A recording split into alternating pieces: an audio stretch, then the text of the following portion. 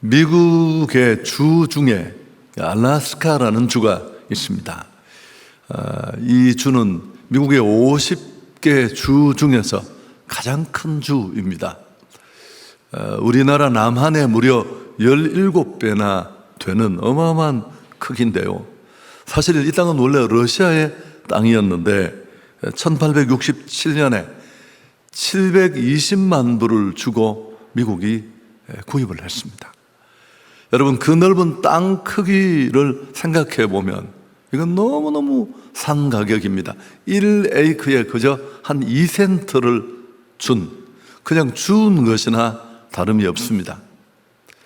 당시 러시아의 알렉산드로 2세라는 이 황제는 이 알래스카가 아주 골칫덩이였습니다. 땅은 너무 크고 황실재정은 바닥이고 또 이 땅을 지키는데도 급급해서 자칫하면 영국에 빼앗길 위험성도 있어서 미 국무장관을 만나서 그냥 사정하듯 해서 이 땅을 팔아 넘긴 겁니다. 나중에 이 땅을 구입하고 난 다음 미국 의회에서도 좀 말썽이 되기도 했다고 합니다. 왜 그 쓸데없는 땅덩어리를 비용을 주고 사느냐. 그런데 13년이 지난 어느 날 이 클론다이크에서 거대한 금광이 발견이 되었습니다. 그 바람에 이 계약을 주도했던 국무장관 수어드는 일약 선견지명이 있는 사람으로 평가가 되었습니다. 군사적으로도 큰 가치를 가지고 있고 석유, 목재, 기름, 가스, 지하 자원이 무궁무진해요. 1년에 주 수입의 3분의 1이 기름과 가스 생산으로 충당될 만큼 저장량이 엄청납니다. 여러분, 제가 홈피를 이렇게 인터넷을 검색해 보니까 거의 세금을 내지 않아도 되는 그런 주입니다. 러시아는 너무 소중한 것을 잃었고 미국은 횡재를 한 겁니다. 가치를 모르면 언제나 이런 일은 일어날 수 있습니다. 우리 기독인에게, 예수 믿는 우리 신앙인에게는 이런 게 없을까? 정말 소중하고 너무너무 가치 있는 건데 그 가치를 모르고 사장되고 또 놓치고 있는 그런 것들은 없을까요? 너무 뻔한 질문이었고 물음인지 모르겠습니다만 바로 그런 게 복음입니다. 복음. 할렐루야. 예수가 그리스도 되신다는, 죄로 무너진 온 인류에게, 인간에게 그 치명적인 죄를 해결할 수 있는 길은 예수 그리스도밖에 뿐이라는, 예수 그리스도의 복음이 바로 그런 것입니다. 여러분, 복음은 아무리 강조돼도 지나치지 않습니다. 본질이기 때문에. 그래서 교회를 교회 되게 하고 성도를 성도 되게 하는 너무너무 중요한 본질이죠. 복음에 대해 저도 많이 말을 했습니다만은 우리가 잘 알고 있고요. 또 무엇보다 복음에 대해서 가장 분명하게 말해주는 책이 로마서입니다. 복음이 무엇인지 그 복음을 듣게 하고 이해하고 적용하도록 도와주는 책입니다. 자, 그럼 복음의 내용이 무엇인가요? 우리가 잘 알고 있지만 2절이 그 내용을 담고 있는데요. 이 복음은 하나님이 선지자들을 통하여 그의 아들에 관하여 성경에 미리 약속하신 것이라. 복음은 그의 아들에 관한 것입니다. 그의 아들은 예수 그리스도를 말하잖아요. 복음의 중심에 예수님이 계십니다. 제가 이미 설명했지만 복음은 예수가 그리스도라는 그 핵심이니까. 근데 그 예수님은 그냥 막 오신 분이 아니고 구약 성경에 꾸준히 예언된 죄 무너진 인생을 살릴 하나님의 그 계획을 설명하는 선지자들의 메시지 속에 매번 반복되던 바로 그 메시아, 하나님의 아들, 그분을 말합니다. 그리스도 되신 예수. 죄로 무너진 인생을 해결할 방법은 아무것도 없는데 그 죄에 대한 해법으로. 자, 그렇다면 어떤 면에서 이 복음이 이렇게 가치가 있고 그 무엇으로도 해결하지 못하는 인생의 골 깊은 죄를 끝장내게 하는 처방전인데, 근데 이 복음이 가장 무시되는 것이 어딜까요? 아이러니하게도 교회일 수 있습니다. 원래 복음은 믿지 않는 사람들에게 필요하다고 생각할 수 있으니까요. 맞는 말이기도 하고요. 그렇지만 이미 예수 믿고 구원받은 우리에게 무슨 복음이 또 그렇게 절실하고 필요할까? 우리는 이런 생각을 할 수 있잖아요. 근데 오늘 로마서 이 앞부분을 읽어보면, 전체를 읽어도 마찬가지입니다만 바울은 로마 교회에 그렇게 복음을 전하고 싶어 했어요. 이상하지 않나요? 아니, 로마 시민이 아니라 이미 복음을 듣고 예수 믿기로 결정하고 교회 공동체를 구성하고 있는 이 편지를 받아 읽게 될 로마 교회에 복음을 그렇게 전하고 싶었어요. 자, 15절 같이 한번 읽을까요? 그러므로 나는 할 수 있는 대로 로마에 있는 너희에게도 복음 전하기를 원한다. 이상하지 않나요? 그들이 복음을 몰랐을까요? 그렇지 않을 것입니다. 그러나 우리는 몇 가지를 추측해 볼 수 있습니다. 복음을 받고 예수 믿고 구원을 받아 하나님의 아들, 딸이 되었지만 그 복음의 내용이 변질되었거나 복음의 정신을 망각하는 삶을 살았을 가능성이 높습니다. 구원의 은총과 감격은 온데간데 없고 가슴은 냉장고가 되고 또 복음을 받은 자로서의 마땅한 삶이 전혀 실현되지 않는 그런 모습일 수 있으니까요. 어쨌든 로마 교회 안에는 첫 믿음의 순수성과 열정을 잃어버린 사람들이 꽤 있었을 가능성이 높습니다. 사랑하는 여러분, 예수를 믿고 내가 은혜로 공짜로 구원받았다는 그 감격이 식어버린 성도, 굉장히 심각한 거죠. 여러분, 우리 교회는 나는 어떤가? 로마 교회는 복음을 다시 들어야만 했습니다. 그 복음을 통해 다시 그들이 잃어버리고 놓친 것들을 회복해야 했기 때문에 그렇습니다. 여러분, 제가 우리 향성교회 다시 로마서를 10년 만에 들고 나온 이유도 전혀 다르지 않습니다. 제가 확인한 바로는 향성교회는 이런 부분에 꽤 괜찮은 상황을 유지하고 있지만 달리는 말에 채찍을 휘두르는 겁니다. 다시 한번 복음으로 새로워질 수 있기를 축복합니다. 자, 두 번째, 이제 우리는 이 복음의 가치에 눈을 뜰 필요가 있는데, 알고 있지만 하나님의 교회는 위기를 맞고 있습니다. 여러 번 반복했던 내용인데 비단 이건 한국 교회만의 문제는 아닐 것입니다. 그럼 교회의 위기는 어떤 위기일까요? 이단, 신천지 같은 혹은 포스트 모던 같은 절대적인 권위를 인정하지 않는 이 시대 정신, 또 성도들이 열심은 있지만 저항이 걸리고 헌신을 요구하면 도망가 버리는 헌신 없음, 물론 다 문제입니다. 이런 값산에 붙들려 있는 신앙인들은 문제투성이죠. 본인은 착각할지 모르지만.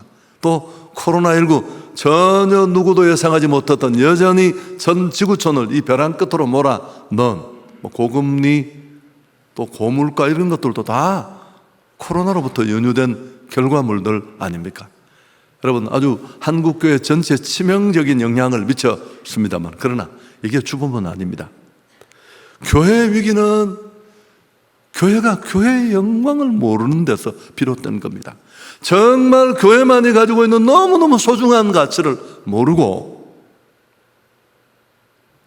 교회의 본질이 무엇인지, 다른 어떤 곳에도 줄 수 없는 교회만이 가지고 있는 교회의 영광이 무엇인지. 교회 자랑은 잘 지은 건물이 아닙니다. 카페가 아닙니다. 설교 잘하는 담임 목사가 아니에요. 진짜 웃기는 얘기예요, 그건. 교회 진짜 영광은 복음인 줄 믿습니다. 무슨 차를 타고 무슨 음식을 먹고 어떤 집에 살아도 죄에 깔려 죽어가는 인생은 행복할 수 없고요. 연봉을 수천 수백만 불을 받아도 죽음과 저주, 심판을 피할 길이 없어요. 숨쉬는 그 호흡 소리와 맞게 신음 소리가 들릴 뿐입니다. 인간의 문제는 죄의 문제고 구원의 문제고 그 문제를 풀 해답은 예수밖에 없습니다. 여러분, 우리는 나의 의로는 천국 못 가요. 우리의 죄성, 죄를 해결했지만 여전히 우리 안에 꿈틀거리는 그 죄의 잔재, 의도, 도모, 생각들 우리가 잘 알잖아요. 그러나 예수 그리스도로 말미암는 그 의를 덧입어 우린 나의 죄를 덮고 천국으로 갑니다. 자, 17절 복음에는 하나님의 의가 나타나서 믿음으로 믿음에 이르게 하나니 기록된 바 오직 의인은 믿음으로 말미암아 살리라 함과 같다. 복음에는 하나님의 의, 이 하나님의 의로 나는 깨끗하지 않아요. 근데 내가 닦고 씻고 세정해서 깨끗해지는 게 아니라 예수 그리스도께서 십자가에 이루신 그 의로 이렇게 뒤집어 씌워서 하얗게 만들어서 천국으로 집어 던집니다. 어떻게 해요? 깨끗하다고 인정해 주는 겁니다. 의롭다고 해 주는 겁니다. 여러분, 이 축복을 소유하는 길은 그 사실을 내가 받아들이는 겁니다. 믿음으로 accept하는 것. 로마서에 아주 질리도록 지긋지긋하게 반복되는 주제입니다. 이신 덕이, 이신 칭이 믿음으로 값없이 공짜로 은혜로 구원을 받았다는 것. 할렐루야. 이걸 진짜 한번 맛보고 나면 지울 수 없는 죄, 그 치명적인 죄를 공짜로 값없이 은혜로 해결했다는 이 복음의 위력, 복음의 능력, 죄를 날려버리는 하나님의 능력을 우리는 이미 경험한 것입니다. 16절에 이 복음은 모든 믿는 자에게 구원을 주시는 하나님의 능력이 됩니다. 한 단어 한 단어가 다 중요해요. 이의 모든 구원을 주시는 하나님의 능력. 이걸 이미 맛보고 경험한 자들이 우리 예수 믿는 기독인들인 줄 믿습니다. 자, 세 번째, 진짜 부끄러운 게 뭘까? 여러분, 이 복음의 위력, 이 복음의 가치를 모르면 너무너무 부끄럽고 쭈삣쭈삣하고 결혼을 좀 잘못했다고 생각하는 어떤 친구가 있는데 마누라하고 같이 다니는 걸 너무너무 싫어요. 한 5m 쭉 떨어져가 전혀 자기하고 상관없는 사람인 것처럼. 여러분, 그러나 시간이 지나 보면 얼마나 하나님이 나를 잘 아시고 정말 소중한 대상을 내게 보내셨는지 이걸 아는데 30년, 40년, 50년이 걸려요. 그 가치를 알고 나면 참 내가 얼마나 쪼잔하고 내가 얼마나 형편없는 인간이었는지. 여러분, 복음의 능력을, 그 가치를 제대로 인식하지 못하면 예수 믿는다고 말하는 게 창피하고 길에서 조금 이렇게 상식을 벗어난 방법으로 또 전도하는 분들이 계시잖아요. 저는 그 방법이 정말 최고라고 말하고 싶지는 않은데 그러나 나는 아무 말을 할 수가 없더라고요. 저렇게도 외치는 사람이 있는데 나는 똑같은 예수를 믿고 똑같은 예수를 먹고 구원을 받았는데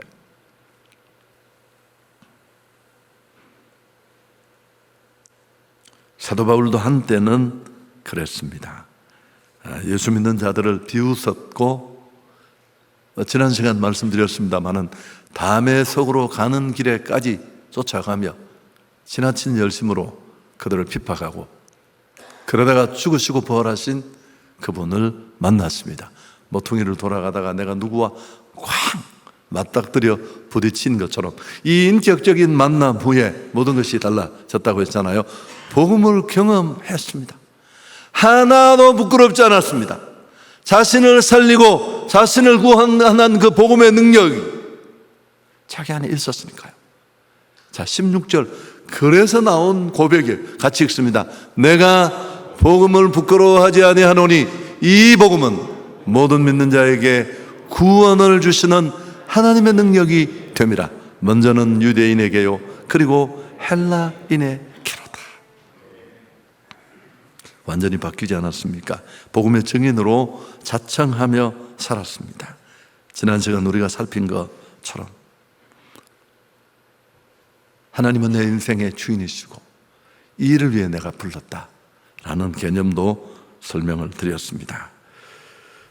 노예 종은 자신이 없는 사람, 주인의 뜻만 있는 사람, 그래서 그는 부르심받은 해야 할 그 일을 위해서 자신의 모든 것을 던졌습니다. 주 예수께 받은 사명, 곧 은혜의 복음 증거하는 일을 마치려 하면은 나의 생명을 조금 더 귀한 것으로 여기지 않겠다. 진짜 부끄러운 게 뭘까요? 뭐가 부끄러운지를 모르는가? 그게 진짜 부끄러운 거예요. 바울처럼 복음이 자랑스럽지 않다면 가슴에 손을 얹고 자신에게 물어봐야 됩니다. 넌 정말 복음을 제대로 경험을 한 거니? 설교를 정리하겠습니다. 여러분, 바라기는 오늘 이 짧은 설교를 통해 정말 복음의 능력에 눈 뜰 수 있기를 축복합니다. 그 가치를 진짜 알아야 돼요. 저는 한성교회가 자랑스럽고요, 제 마음에 충분히 만족하지는 않지만 그 이유가 뭘까요? 크기 뭐 그런 게 아닙니다. 구성원의 수준 그런 게 아닙니다. 본질을 잡고 꾸준히 제가 좀 엉터리지만 달려왔다는 거예요. 그리고 그 복음을 통해 변화된 너무 많은 사람들, 우리 교회 안에 진짜 한성교회를 통해 처음 복음을 이 줄마다 다 계세요. 지금 오늘 보니까 도농 목사의 더 좋은 설교, 한성교회 커피 맛을 보러 온 사람이 아니라 이런저런 이유로 끌려오듯이 불려왔지만 복음 앞에 굴복하고 그 복음의 위력 앞에 녹아 변화된 사람들. 할렐루야. 여러분, 복음의 가치는 첫 번째, 복음은 정말 우리를 행복하게 합니다. 자, 신명기 33장 29절 함께 읽습니다. 이스라엘이여, 너는 행복한 사람이로다. 여호와의 구원을 너같이 얻은 백성이 누구냐? 그는 나를 돕는 방패시오, 내 영광의 칼이시로다. 내 대적이 내게 복종하리니 내가 그들의 높은 곳을 밟으리로다. 여러분, 행복은 인간이 어쩌면 동서양을 뛰어넘는 최고의 바람인데, 얼마나 큰 차를 타면, 얼마나 외국 여행을 달리면, 버킷리스트로 몇 번을 지우고 나면 행복해질까요? 절대 그런 일 없습니다. 죄가 있는 인생은 행복할 수 없습니다. 복음을 통해 진짜 행복을 누리게 될 줄 믿습니다. 그래서 복음을 뭐라고요? 기쁜 소식이라고 하잖아요.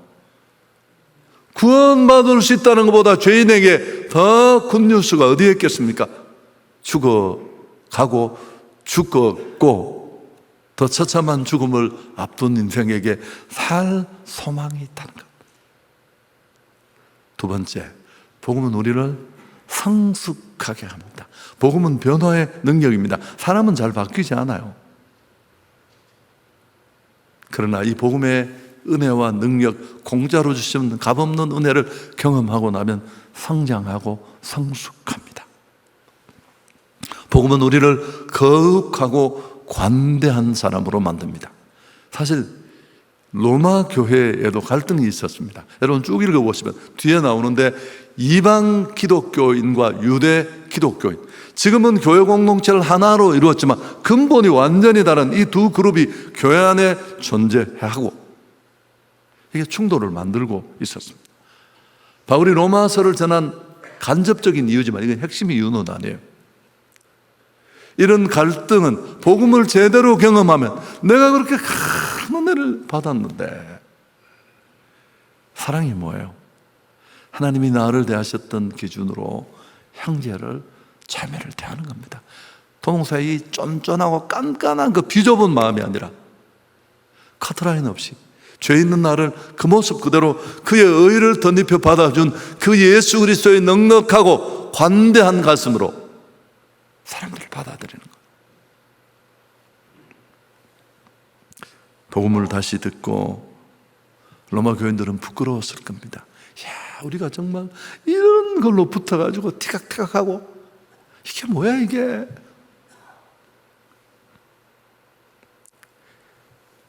여러분, 세 번째가 뭘까요?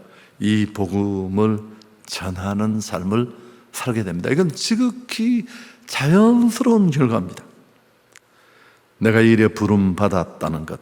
그래서 14절, 헬라인이나 야만인이나 지혜 있는 자나 어리석은 자에게 다 내가 빚진 자라.